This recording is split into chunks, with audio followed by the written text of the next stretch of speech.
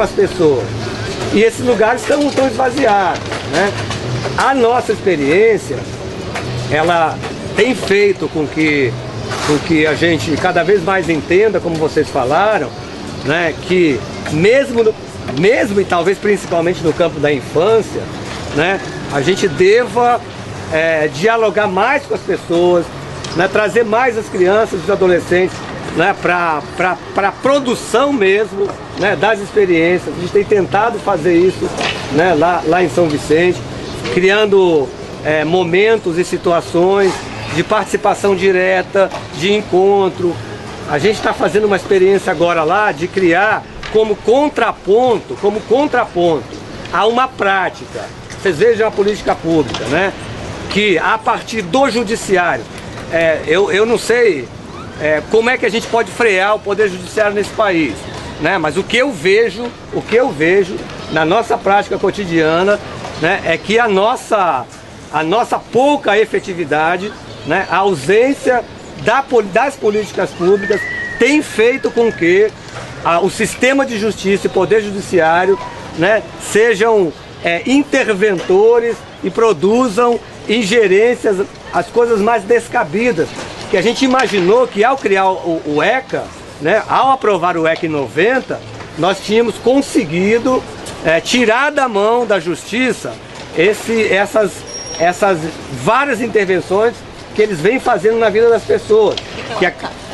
Que a criação do Conselho Tutelar significasse finalmente que os territórios, que as comunidades, né, iam elas próprias falar delas mesmas, elas iam ter um interlocutor atento, ativo, né, que ia dialogar, que ia convocar a política pública a partir da sua necessidade, né, e não do modo como a política pública hoje ela vai se apresentando de um jeito que é muito duro, que é muito violento, que viola direitos, que impõe às pessoas jeitos de viver que não tem nada a ver, né, com a sua própria decisão.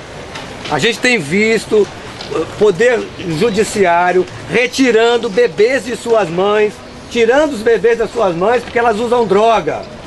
Isso quase que como já algo estabelecido. É assim que é. Usou droga, internação compulsória para ela. Olha a política pública que a gente está oferecendo para as pessoas. Internação compulsória, aprisionamento, Fundação Casa. E os bebês, vamos salvar os bebês dessas mães que são incompetentes, não é? Que não tem moral. E eu não estou falando do que vem escrito nos laudos, né? Vocês sabem disso. Como é que a gente contrapõe? Quem escreve esses laudos? Quem são esses trabalhadores que se prestam, né, a usar a sua formação e a sua prática profissional para julgar, para condenar, para higienizar? Então, tudo isso são campos que a gente tem que discutir, né?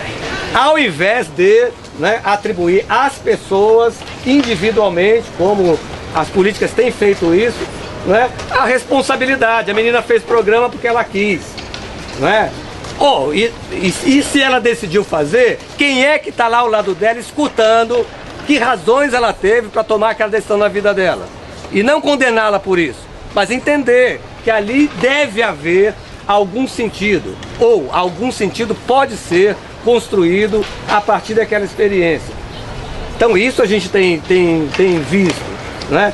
E como é que freia um negócio desse, né? Como é que você se contrapõe a esse poder, né, que vem com a força da lei, com a força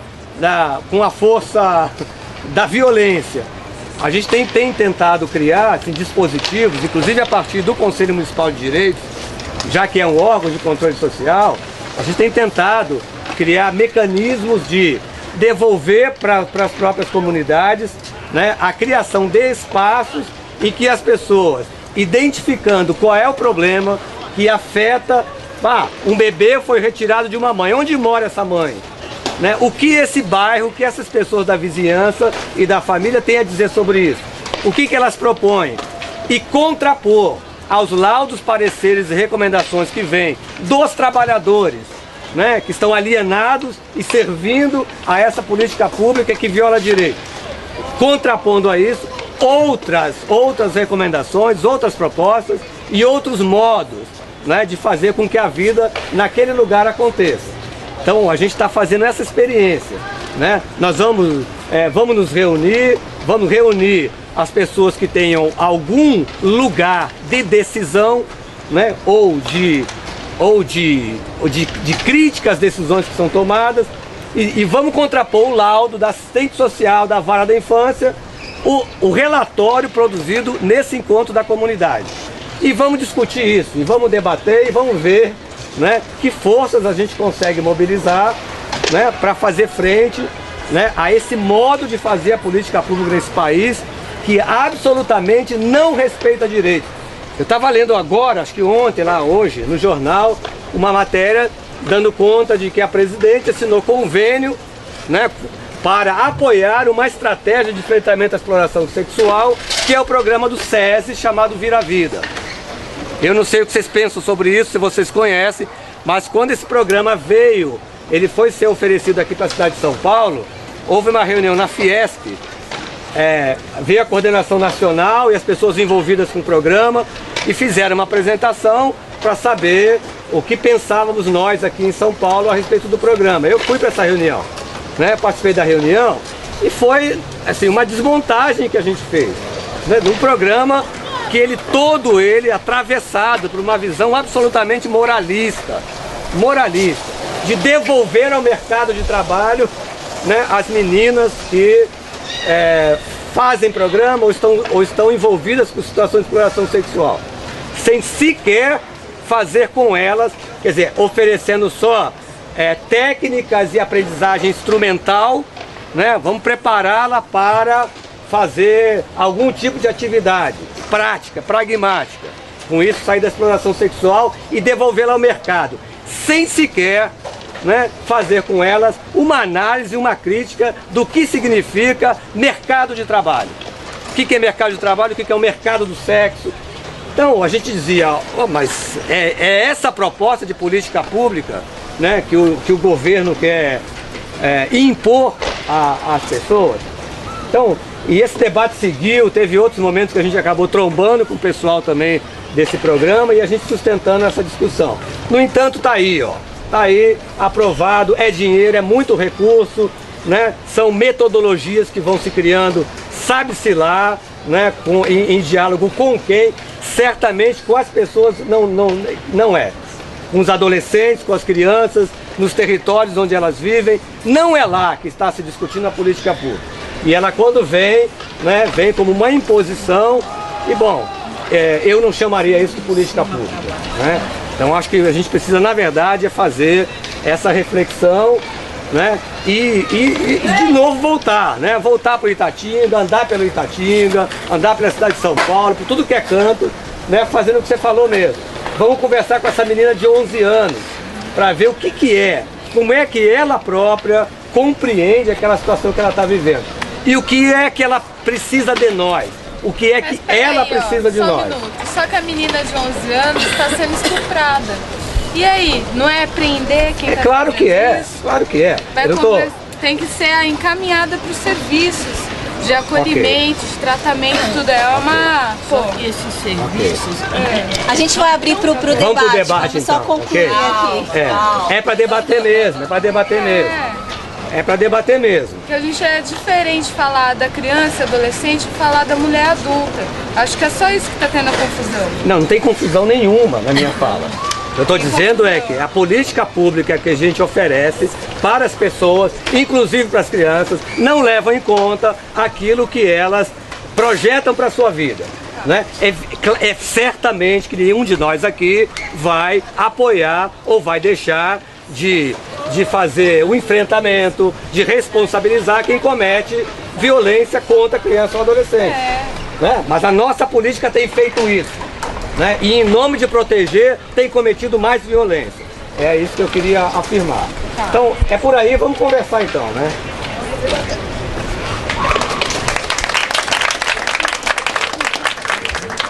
Então, vamos abrir para o debate, que é a hora mais importante aqui. Só antes de abrir, a gente passou a palavra para o João sem apresentar, e teve pessoas que chegou depois. O João é coordenador do Camará, que é o Centro de Pesquisa da Infância e Adolescência na cidade de São Vicente, faz parte do Conselho Municipal da Adolescência em São Vicente. A gente pode, de repente, tentar fazer um bloco de 3 perguntas, vai aqui para o banco, a gente não tem mesa e depois a gente volta. A gente tem a Ju, a Maria da Manaticas, a Bernardo. Vamos lá. Boa noite. Meu nome é Juliana, eu atuo no Comitê Popular da Copa e eu também sou ativista antiproibicionista, pelo fim da proibição de todas as drogas.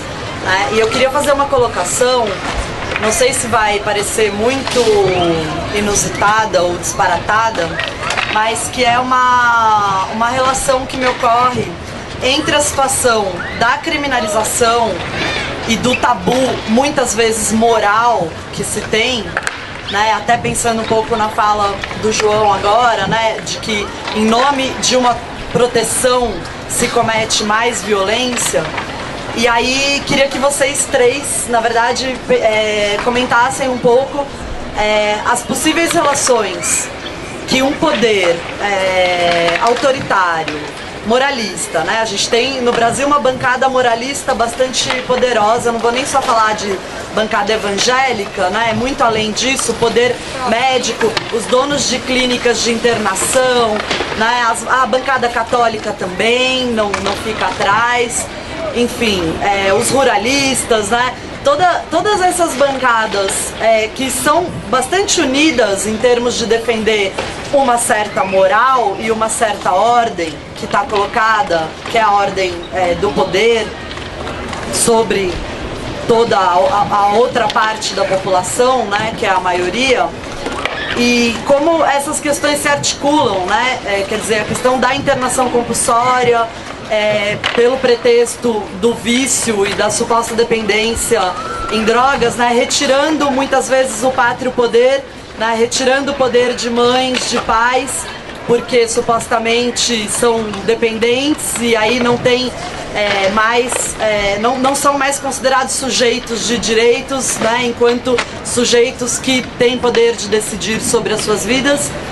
E com isso se retira o poder desses pais, dessas mães sobre essas crianças são encaminhadas a abrigos, são encaminhadas para adoção, um mercado de adoção que é absolutamente surreal e poderoso em termos de grana, né? Até de redes transnacionais, assim como o mercado do tráfico humano. E como, nesse sentido, a questão da exploração sexual, para não falar de prostituição, né? A questão da exploração sexual enquanto prática corrente, assim como a venda, produção e distribuição e consumo de drogas ilícitas que em algum momento se escolheram como aquelas que deveriam ser proibidas, o quanto essa situação gera mais violência, falta de informação e impede que direitos sejam garantidos para crianças, adolescentes e mulheres em situação de prostituição. E aí, nesse sentido, queria pensar junto com vocês qual regulamentação, né? Porque existe um debate que é quase um fla-flu no movimento feminista entre aquelas que defendem a regulamentação e aquelas que defendem que a prostituição seja proibida, porque, enfim, é uma situação precária de mulheres, é bem diferente a situação de mulheres burguesas e mulheres pobres nessa situação nas ruas.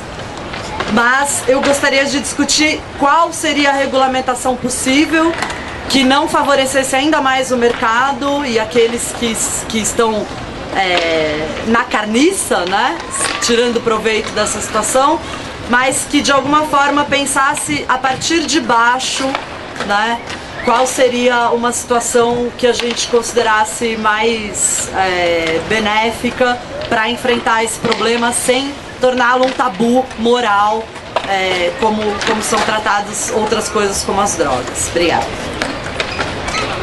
Só para as duas. Maíra. Mariana. Na verdade, eu não tenho uma pergunta, é uma pergunta.